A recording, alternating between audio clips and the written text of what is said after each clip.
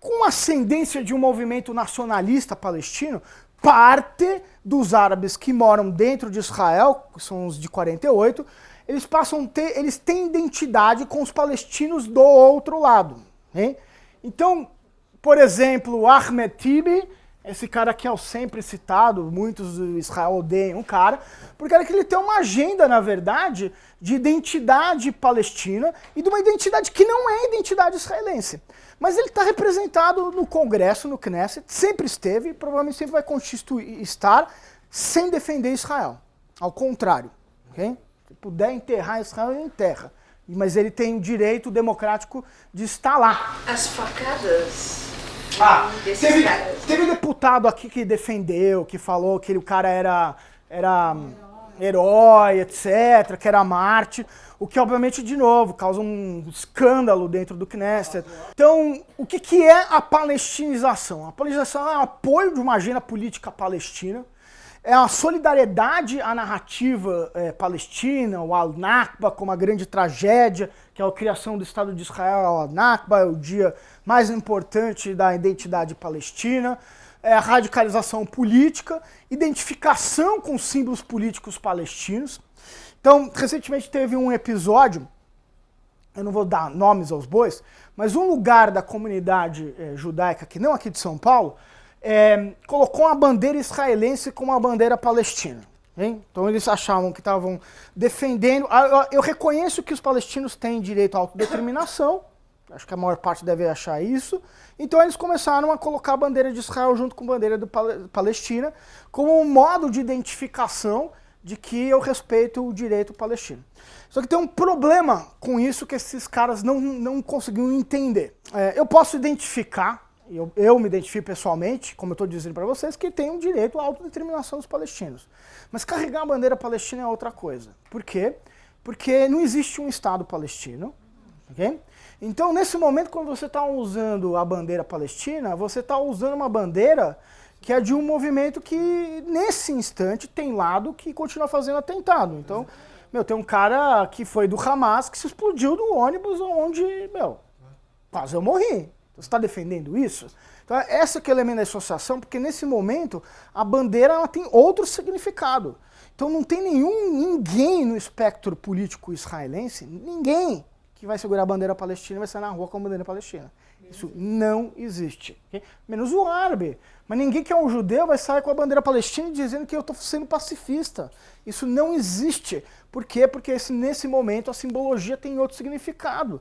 Símbolos são importantes. Okay?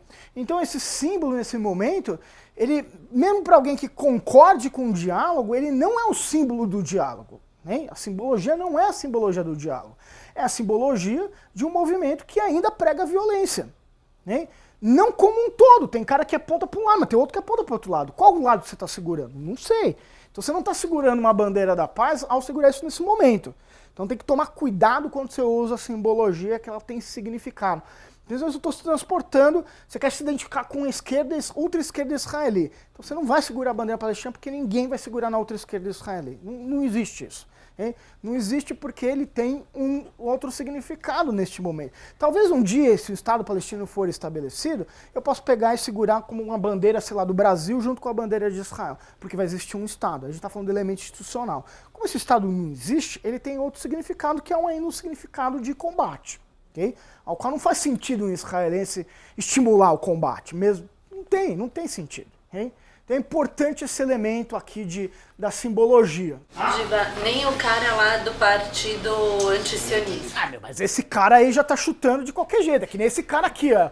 Muhammad Barak, entendeu? Então é o do parlamentar e ele vai falar: nós somos parte inseparável dos árabes palestinos, nós vamos participar na defesa, no struggle deles, nós somos palestinos, nós somos uma minoria num Estado que é hostil ao nosso povo e hostil ao seu cidadão. Então é um discurso, esse cara é um dos mais radicais, na verdade. O que ele propõe? Quer dizer... Era para ele, se tivesse um Estado único, ok? Seria o melhor para ele. Então é um Estado único na região como um todo. Na verdade, eles gostariam que tudo que tem em Israel se multiplicasse. Se tivesse um Estado só, que é Israel-Palestina, quem ganhar mais votos, mas você tira, na verdade, o caráter judaico, obviamente, do Estado. Né? Então, esse é o... Então, a gente começa a ver alguns elementos mais recentes de pesquisas que são interessantes. Porque, ao mesmo tempo que eu tenho palestinização, eu tenho o chamado israelização. O que é israelização? São os árabes que têm identidade israelense. Por que esse cara tem uma identidade israelense? Em vez de identificar com o movimento nacionalista, é um cara que está se identificando muito mais com o aspecto econômico, inclusive. Ou seja, a vida do cara do outro lado não é tão boa, entendeu? A minha é melhor, olha, de longe de todos os países do Oriente Médio. Cara, eu vou defender isso aqui, porque eu vou defender o que é um elemento do meu bem-estar e da minha família, né? Isso é forte especialmente também entre os jovens. E, na verdade, isso não é minoria, é a maior parte, especialmente entre os jovens. Okay? Então, a maior parte dos árabes são fiéis a Israel, simplesmente porque não tem como comparar a qualidade de vida. Ponto. Independente da sua religião. Independente. Okay? É uma questão de minha qualidade de vida é melhor do que do outro lado. Ponto. Entendeu? Agora, vamos entender o que significa identidade com Israel, né? A pergunta que fizeram, é uma pergunta recente, é possível cidadãos árabes em Israel se considerarem parte integral do povo palestino e ser fiel a Israel? Perguntaram para judeus e para os árabes.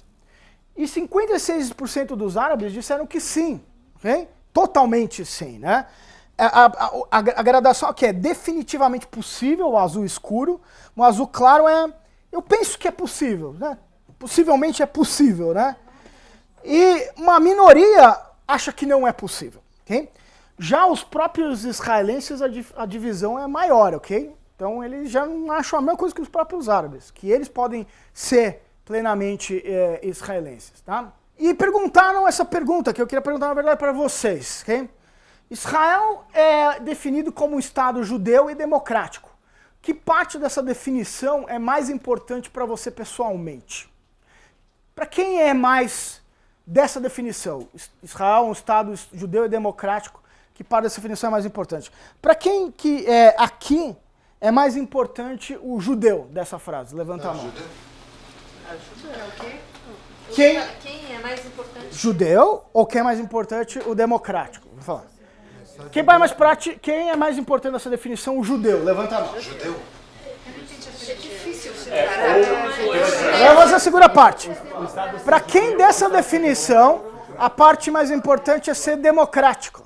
Mas é os dois. Eu acho que Não. Tem que escolher. Para quem é igualmente importante os dois? Igualmente importante os dois. Bom, essa pergunta perguntaram, e aí perguntaram, é interessante, qual foi a reação entre quem se auto-identifica como centro, esquerda e direita, né? Então, os de esquerdas, o democrático, 70% da frase é a mais importante, né?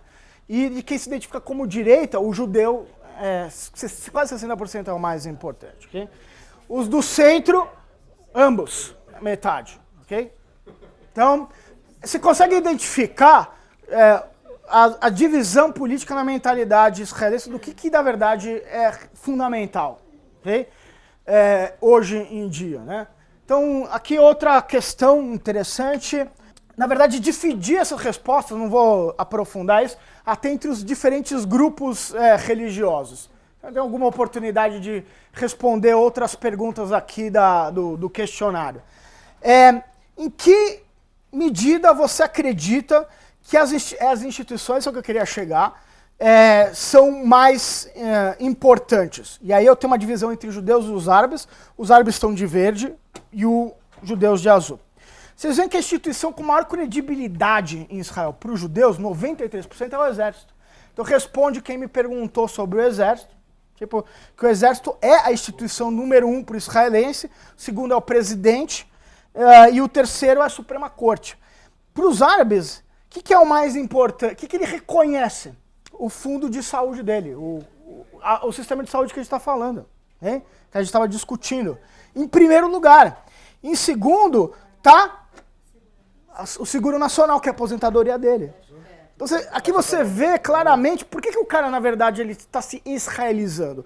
A parte que ele está se israelizando é, no fundo, com as instituições sociais. E da maior parte dos judeus não é tão importante, pelo menos em comparação dos árabes, com as instituições tradicionais do estabelecimento do Estado de Israel, que a gente discutiu lá atrás. Mas, na verdade, é legítimo que o cara que é cidadão israelense, ele se identifique mais com o seguro, com a aposentadoria dele, que com o exército. Ele tem direito de achar o que quiser, entendeu? E por isso é uma pesquisa de opinião pública e entender o que essa opinião pública significa. Na verdade, é um dado positivo, mas só para mostrar quais as tensões contemporâneas, ok? Interessante que, por exemplo, eu falei sobre Ashkenazim e Sefaradim, já não é mais tão, não é relevante, ok? Mas a divisão entre árabes e judeus, ela é importante, enquanto o assunto emergente passa a ser também as diferenças entre ricos e pobres. A gente vai ter a oportunidade de falar isso, ou seja, na verdade Israel enriqueceu muito, ok? E no processo de enriquecimento deixou alguém para trás, ok? E então, eu concordo com uma visão com que alguns caras dizem em Israel, que na verdade é uma discussão antiga no Brasil. Você precisa crescer o bolo ou repartir primeiro para crescer o bolo.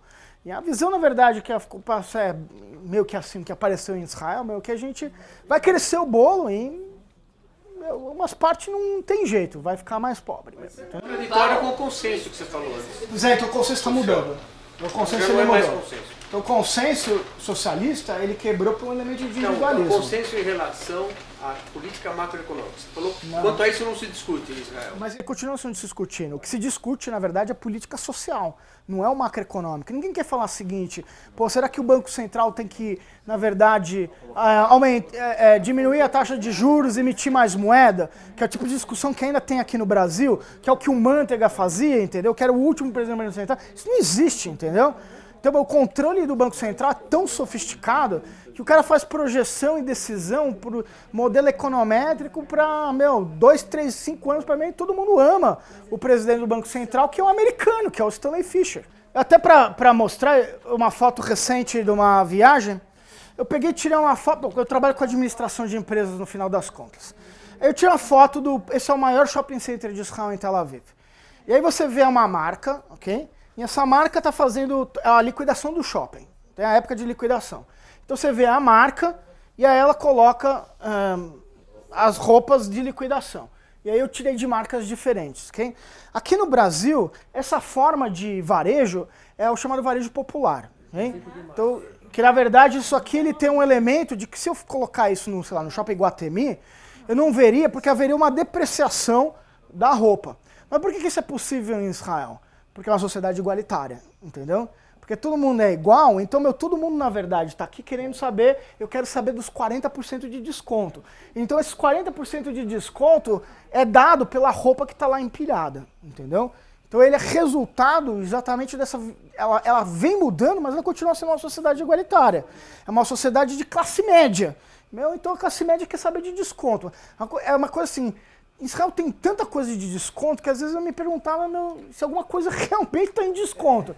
Porque todo mundo quer levar vantagem no desconto, que não é possível, né?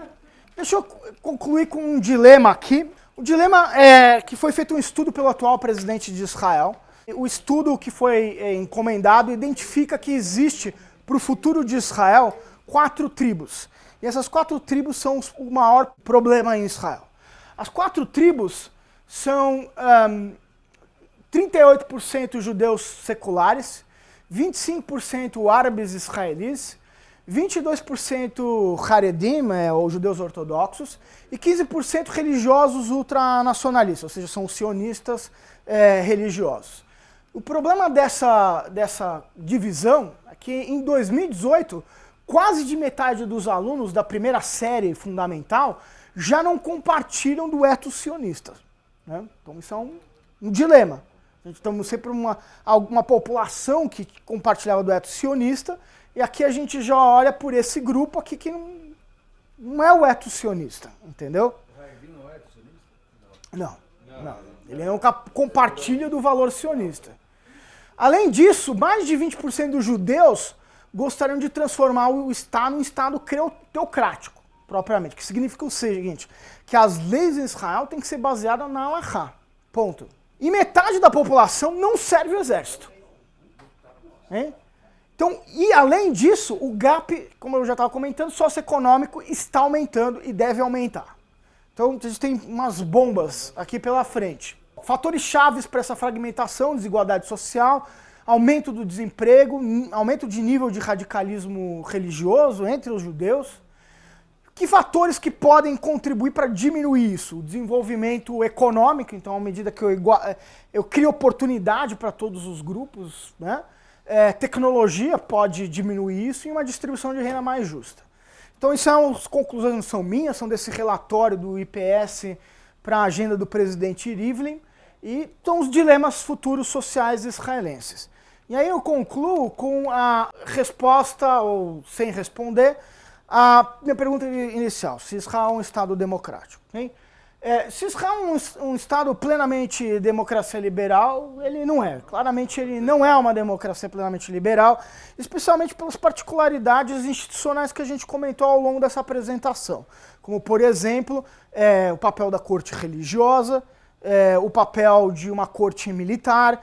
Então você tem particularidades institucionais que não dá para caracterizar. Então a democracia liberal ela existe no meu mundinho lá em Tel Aviv, mas quem não vive nesse mundinho não faz parte da democracia liberal. Então se ela não é para todo mundo, então ela não é liberal. Então o que ela é? Não é um Estado democrático? Bom, eu considero com 3 variações que você pode escolher a sua. Um é o que se chama de democracia contestada, que existe, ou seja, é uma democracia, mas é uma democracia com vulnerabilidades e com alta chance de fragmentação. Né? Então, uma democracia vulnerável. Uma outra classificação é que ela é uma etnocracia. É uma democracia onde a maioria, que são os judeus, impõe uma vontade sobre a minoria, que é os árabes. Né? Continua sendo democracia. Só que a democracia da vontade de uma maioria étnica. Né?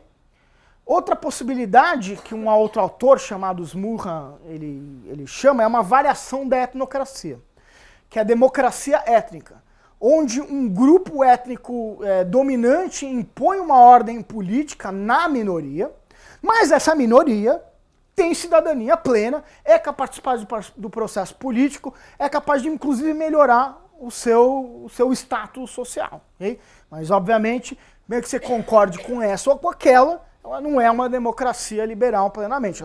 Ela é um bicho bastante específico, ok? É uma coisa bastante específica. E outra sociedade você compara com essas definições?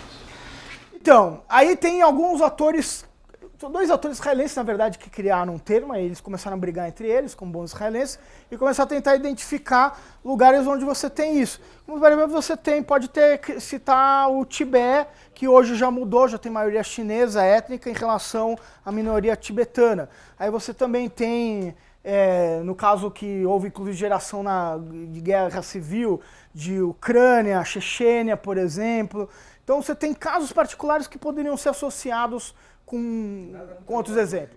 Bom, como eu disse no começo, é muito difícil identificar países que são plenamente democráticos, né? Eu citar no próprio caso que, por exemplo, a França, com a chamada Lei do Véu, no fundo proíbe símbolos religiosos, e eles dizem que isso é um elemento do sintoma da separação de religião do Estado. Então você não poderia usar símbolos, a base da lei que chamaram de Lei do Véu, na verdade você não usar símbolos religiosos em instituições públicas. Okay? Então eu não poderia ir para uma escola pública usando kippah, inclusive. Acontece que a maior parte dos judeus da França não vão na escola pública de qualquer jeito, então isso não afeta eles. Agora afeta uma muçulmana que não tem como tirar. Então, por isso chamaram de lei do véu, porque ela acaba atingindo mais os muçulmanos. Claramente ele chama isso como uma instituição democrática, mas isso não é uma instituição democrática, porque eu não deixo que essa mulher seja o que ela quer ser. Na cabeça de alguns estão obrigando ela a ser. Mas, você imaginar que todas estão sendo obrigadas é um loop de imaginação violento demais. Pudesse decidir por si mesma. Exato, como a mulher pudesse decidir por si mesma se ela quer ou não colocar um véu. Então, eu excluir o direito dela é um direito antidemocrático, que, por sinal, não existe em Israel. Ou seja, em Israel, essa mulher com véu pode estar onde ela quiser, entendeu? O lugar que... Então, fica até um paradoxo. Ela vai na praia usando burca, que aconteceu de ser proibido dar empurrada em praia na França. Okay?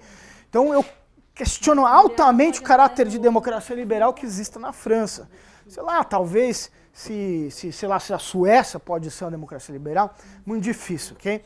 O que eu acho que pelo menos a gente tem que discutir, que é o que a França tenta ser, os Estados Unidos tenta ser, Israel tenta ser, ele tenta ser o caminho de apontar de ser uma democracia liberal, de criar instituições, ok? O Brasil também. Okay? Então a gente tem democracias liberais que elas são no mínimo imperfeitas. Só que o grau de Israel é um pouquinho pior, entendeu? Porque Israel não tem o que tem, o Brasil não tem o que Israel tem, por exemplo, uma corte religiosa, entendeu? Então você tem particularidades em Israel que tornam mais complexo essa resposta. Por isso dessas outras classificações. Porque ele está tão longe de democracia liberal que não dá para dizer, né, que ele está mais próximo que nem nós, Brasil, né? Porque tem a corte militar, tem a corte religiosa, entendeu? Então não dá para olhar como democracia liberal. E a pergunta mais simples, sim, os árabes pós-48, eles têm cédula de identidade, passaporte, por isso que eles viram, inclusive, esses elementos do seguro de saúde, etc., como os mais importantes. Porque eles gozam dos direitos civis plenamente. Okay? Então, não tem zero de não ter os mesmos direitos civis. Agora, dizer que o cara tem o mesmo acesso ao mercado de trabalho que um judeu tem, ele não tem, mas também até aí, meu negro também não tem aqui no Brasil. Né? Então, a origem disso podem ser diferentes, ok? Porque a diferença pode ser originada por vários fatores. Porque, por exemplo, a minha instituição AGV ela é forte demais. Então, um cara que é geveniano e ele está numa posição de ser um presidente de empresa ou um gerente, quem ele prefere contratar? O cara que ele estudou na Anhanguera ou que estudou na GV? Ele contrata geveniano. Por quê? Porque ele confia. Então, na verdade, você cria um sistema de reprodução que existe nos Estados Unidos, que existe em qualquer lugar, que a tua escola define muito mais do que na verdade, é a tua cor, entendeu? O problema é você chegar lá, entendeu? Não a tua cor, mas você tem que chegar lá. Então, se você quiser uma boa posição, tem que estudar lá, entendeu? Tanto que eu tive colegas árabes, mas a questão é que ele não tem o mesmo acesso ao mercado porque ele não faz parte do mesmo networking, entendeu? Ele não tem a mesma rede de relacionamento social.